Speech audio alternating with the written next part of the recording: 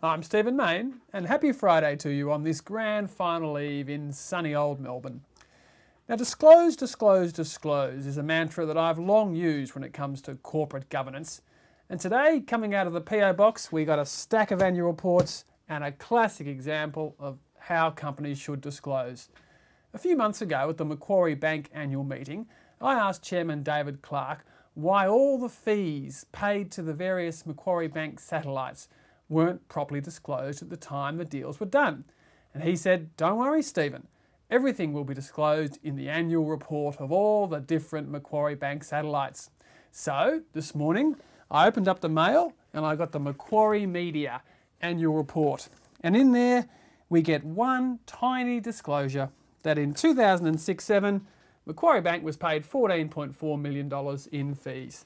There's no breakdown of what the fees were for, there's no itemisation on different transactions, there's no comparison with the previous year, just one little figure buried on page 52. Now, they call Babcock and Brown Macquarie Bank's mini-me because they're out there copying the Macquarie model, where they have all these different satellite vehicles that pay huge fees back up to the parent company. And today, in the postbox, was the Babcock and Brown Infrastructure Annual Report. And the contrast with Macquarie is just staggering, because here on page 151, we get an entire page of disclosures of the different fees.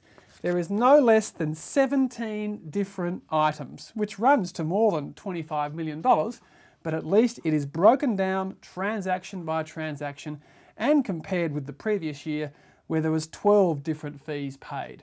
So I simply say that when you're comparing Macquarie Bank and Babcock and Brown on corporate governance and disclosure, this is what you got to say about Macquarie, and this is what you got to say about Babcock and Brown.